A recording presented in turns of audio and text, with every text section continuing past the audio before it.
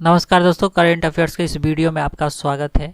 आज है दोस्तों 12 नवंबर 2020 और 12 नवंबर 2020 से जितने भी करंट अफेयर्स के क्वेश्चन हैं जो राष्ट्रीय एवं अंतर्राष्ट्रीय स्तर के हैं उसको आज हम डिस्कस करेंगे। और दोस्तों इस वीडियो का अगर आप PDF डाउनलोड करना चाहते हैं तो हमारे टेलीग्राम चैनल से डाउनलोड कर सकते हैं। टेलीग्राम एप्लीकेशन में सर्च कीजिए हमारा बिहार HB और चैनल को ज्वाइन कीजिए, वहाँ पे आपको सारे दिन का PDF मिल जाएगा। और दोस्तों इस वीडियो के लास्ट में मैंने रिवीजन का 2 प्रश्न रखा है जिसका आंसर आप लोग को कमेंट बॉक्स में देना है, तो वीडियो लास्ट तक जरूर देखिए। तो चलिए शुरू करते हैं। तो दोस्तों आज का पहला प्रश्न है, हाल ही में किस राज्य सरकार के द्वारा एक द्विभाषी मोबाइल एप्लीकेशन सेचा समाधान लॉन्च किया गया है? तो सेचा समाधान लॉन्च किया गया है दोस्तों उड़ीसा सरकार के द्वारा। बी ऑप्शन इसका सही हो गया। और यह किसानों के लिए सिंचाई समस्या को दूर करने के लिए लॉन्च किया गया है, जिससे किसानों को संबंधित कार्यालय में दौड़ना नहीं पड़ेगा, यानी बार बार जाना नहीं पड़ेगा। ठीक है।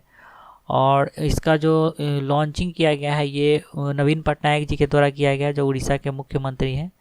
अब दोस्तों नाम है उड़ीसा का, तो चलिए इसके बारे में जानते हैं। तो दोस्तों ये आ गया भारत का मैप और ये रहा उड़ीसा राज्य। उड़ीसा राज्य का सीमा पश्चिम बंगाल, झारखंड, छत्तीसगढ़ और आंध्र प्रदेश से सटा हुआ है। और दोस्तों उड़ीसा की राजधानी भुवनेश्वर है, मुख्यमंत्री है नवीन पटनायक। ठीक है। उसके बाद दोस्तों बाली यात्रा उत्सव और नुआखाई महोत्सव जो है ये उड़ीसा में मनाया जाता है। बलराम योजना, निर्माण कुसुम योजना, सौर जल निधि योजना, जल साथी कार्यक्रम, मुख्यमंत्री कारीगर सहायता योजना, कालिया योजना, ठीक है, सुनेत्र योजना, ये सब जो है दोस्तों ये उड़ीसा के हैं। और उड़ीसा के राज्यपाल हो गए दोस्तों गणेशी लाल। ठीक है। और उड़ीसा उच्च न्यायालय जो है ये इसका स्थापना 1948 में हुआ था। और उड़ीसा उच्च न्यायालय जो है दोस्तों ये कटक में है। वर्तमान में उड़ीसा उच्च न्यायालय के मुख्य न्यायाधीश मोहम्मद रफ़ीक हैं। उड़ीसा का जो कटक है दोस्तों यहाँ चावल अनुसंधान केंद्र है। राउरकेला इस्पात के लिए उद्योग के लिए प्रसिद्ध है। उड़ीसा के व्हीलर द्वीप का नाम बदल कर रखा गया है APJ अब्दुल कलाम द्वीप। उड़ीसा का चांदीपुर जो है ये मिसाइल परीक्षण केंद्र है। और कोणार्क जो है ये सूर्य मंदिर के लिए प्रसिद्ध है, और इस सूर्य मंदिर को नरसिम्हा देव जी के द्वारा बनवाया गया था। उड़ीसा का कोरपुट जो है ये एल्युमिनियम उद्योग के लिए प्रसिद्ध है। उड़ीसा का सिमलीपाल राष्ट्रीय उद्यान का बात किया जाए तो सिमलीपाल राष्ट्रीय उद्यान, और सिमलीपाल जो है दोस्तों यह भारत के 18 जैव मंडलीय आरक्षित क्षेत्र में से एक है। ठीक है। उसके बाद भितरकनिका राष्ट्रीय उद्यान और चिल्का झील ये सब जो है उड़ीसा में है। अगला प्रश्न है, हाल ही में शेख खलीफा सलमान अल खलीफा का निधन हो गया है, वह किस देश के प्रधानमंत्री थे? तो शेख खलीफा सलमान अल खलीफा जो है दोस्तों इनका निधन हो गया है और यह बहरीन के प्रधानमंत्री थे। ए ऑप्शन इसका सही हो गया। और वह विश्व की किसी भी सरकार के सबसे लंबे समय तक सेवा करने वाले प्रधानमंत्री थे। 24 नवंबर 1935 को जन्मे हुआ बहरीन शाही और राजनेता थे जिन्होंने 1970 के बाद से बहरीन के प्रधानमंत्री के रूप में काम किया है। अब दोस्तों नाम आया बहरीन का, तो चलिए इसके बारे में जानते हैं। तो दोस्तों ये वर्ल्ड मैप आ गया। ठीक है। और देखिए ये भारत का लोकेशन है, और भारत के लोकेशन से दोस्तों इस तरफ बढ़िएगा पश्चिम के तरफ तो आएगा सऊदी अरब, और सऊदी अरब के जस्ट बगल में ही है बहरीन। ठीक है। यहाँ पे देख सकते हैं बहरीन, छोटा सा एक देश है यहाँ पे। ठीक है। बहरीन है। ठीक है। और ये है बहरीन का फ्लैग। बहरीन का राजधानी मनामा है। मुद्रा इसका बहरीन दिनार है।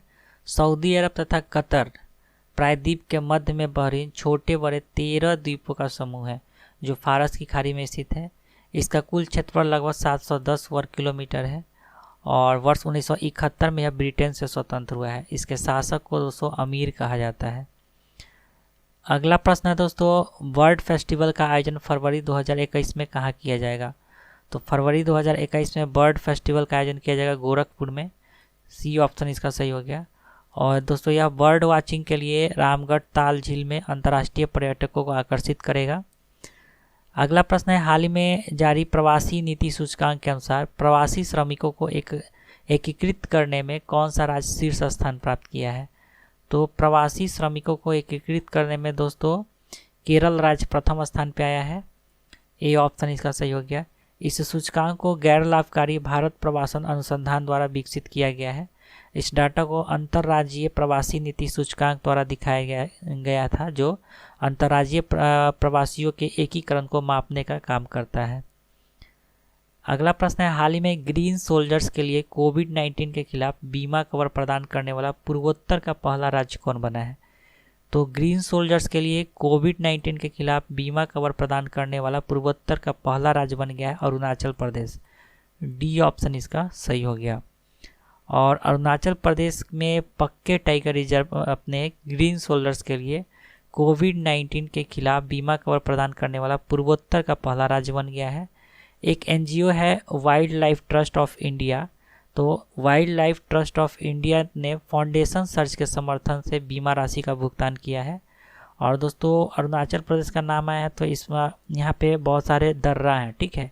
तो अरुणाचल प्रदेश का जो दर्रा है उसको एक बार देख लेते हैं, क्योंकि दर्रा से बहुत सारा क्वेश्चन आता है एग्जाम में। तो बोमडीला दर्रा, यांगयाप दर्रा, दीफू दर्रा, पांगसाउ दर्रा, ये सब जो है अरुणाचल प्रदेश में है।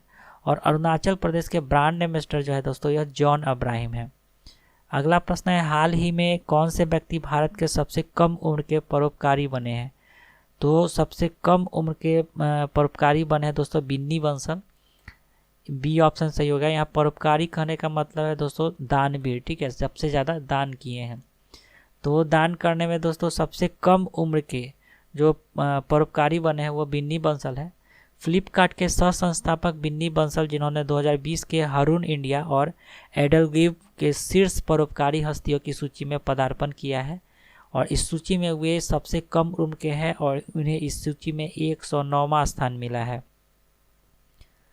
अगला प्रश्न है दोस्तों, हाल ही में संयुक्त राज्य अमेरिका ने किस देश को 23.37 बिलियन डॉलर की उन्नत रक्षा क्षमताओं की बिक्री की मंजूरी दी है?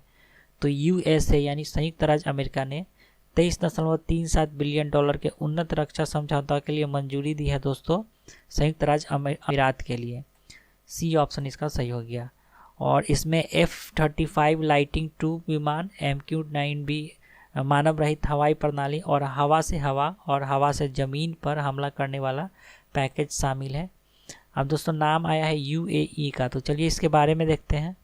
तो दोस्तों अभी हमने बताया था सऊदी अरब के जस्ट बगल में बहरीन है और सऊदी अरब से ही सटा हुआ है यूएई। देख सकते हैं आप लोग यहाँ पे, ये जो पीला कलर का छोटा सा देश है यूएई है। यूएई का सीमा अगर देखा जाए तो सऊदी अरब और नीचे में ओमान है, तो दो देश से सटा हुआ है, ठीक है। और यूएई की राजधानी अबू धाबी है, मुद्रा यूएस दिरहम है, यूएई दिरहम है।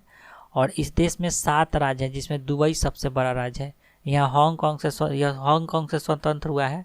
तेल भंडार के मामले में दुनिया का 6ठा सबसे बड़ा देश है। अगला प्रश्न है, हाल ही में किसने एम्पोरिस स्काई स्क्रैपर पुरस्कार जीता है? तो एम्पोरिस स्काई स्क्रैपर पुरस्कार जीता है दोस्तों लखता सेंटर ने। डी ऑप्शन सही हो गया। इमेज में देख सकते हैं ये जो बिल्डिंग है दोस्तों ये है लखता सेंटर, ठीक है। और लखता सेंटर जो है दोस्तों ये रूस में है। इसकी ऊंचाई 1515 फीट है। यह रूस के साथ साथ यूरोप में सबसे ऊंचे इमारत है और दुनिया में ऊंचे इमारत की सूची में इसका 14वां स्थान आता है, ठीक है। और इसने जीता है एम्पोरिस स्काई स्क्रैपर पुरस्कार। अगला प्रश्न है दोस्तों, हाल ही में कौन से खिलाड़ी आईपीएल में 200 मैच खेलने वाले दूसरे खिलाड़ी बने हैं? तो आईपीएल में 200 मैच खेलने वाले दूसरे खिलाड़ी बन गए हैं दोस्तों रोहित शर्मा। ये ऑप्शन इसका सही हो गया। चेन्नई सुपर किंग के कप्तान महेंद्र सिंह धोनी आईपीएल 2020 संस्करण के दौरान 200 मैच खेलने वाले पहले खिलाड़ी बने थे और दूसरे बने हैं रोहित शर्मा। अगला प्रश्न है, हाल ही में इंडियन प्रीमियर लीग के 13वें सीजन का फाइनल मुकाबला मुंबई इंडियंस ने दिल्ली कैपिटल को हराकर अपने नाम किया। तो अभी तक मुंबई इंडियंस ने कितनी बार आईपीएल खिताब जीता है? तो मुंबई इंडियंस ने इस बार को लेकर 5 बार अभी तक आईपीएल का खिताब जीत चुका है। बी ऑप्शन सही हो गया। आईपीएल के फाइनल मुकाबले में मुंबई ने 5 विकेट से दिल्ली कैपिटल्स को हराया। और मुंबई के बाद दूसरे स्थान पे चेन्नई सुपर किंग है जिसने अभी तक 3 बार आईपीएल का ट्रॉफी जीता है, ठीक है। तो दोस्तों ये था इसका करंट अफेयर्स। चलते हैं कल के रिवीजन की तरफ। तो कल के रिवीजन का पहला प्रश्न था, हाल ही में जहाज रानी मंत्रालय का नाम बदलकर क्या रखा गया है? तो बंदरगाह जहाज रानी जल मार्ग मंत्रालय। बी ऑप्शन इसका सही हो गया। दूसरा प्रश्न था, हाल ही में 9 नवंबर 2020 को किस राज्य ने अपना 21वां स्थापना दिवस मनाया है? तो उत्तराखंड ने, ठीक है। डी ऑप्शन सही हो गया। तो कल के प्रश्न का सही उत्तर हो गया बी और डी। आज का रिवीजन का प्रश्न है, हाल ही में विश्व का पहला 6G सैटेलाइट किसने लॉन्च किया है? और आज का दूसरा प्रश्न है, हाल ही में किस देश के राष्ट्रपति के द्वारा महात्मा गांधी पर आधारित एक चित्रमय एंथोलॉजी का विमोचन किया गया है। तो इस दोनों प्रश्न का उत्तर आप लोग को कमेंट बॉक्स में देना है। तो चलिए दोस्तों, आज के लिए इतना ही। आशा करता हूँ आपको ये वीडियो अच्छा लगा होगा। अगर ये वीडियो थोड़ा सा भी अच्छा या हेल्पफुल लग रहा है तो प्लीज़ इस चैनल को सब्सक्राइब कीजिए, वीडियो को लाइक कीजिए तथा अपने दोस्तों में ज़रूर शेयर करें। और दोस्तों, इस वीडियो का अगर आप ऑडियो सुनकर रिवीजन करना चाहते हैं तो खबरी एप्लीकेशन पे हमारा बिहार चैनल को सब्सक्राइब कीजिए। वहाँ पे प्रतिदिन आपको इस वीडियो का ऑडियो मिल जाएगा, जिसे सुनकर आप रिवीजन कर सकते हैं। खबरी एप्लीकेशन का लिंक वीडियो के डिस्क्रिप्शन बॉक्स में दिया गया है। तो चलिए दोस्तों, आज के लिए इतना ही। वीडियो देखने के लिए बहुत बहुत धन्यवाद।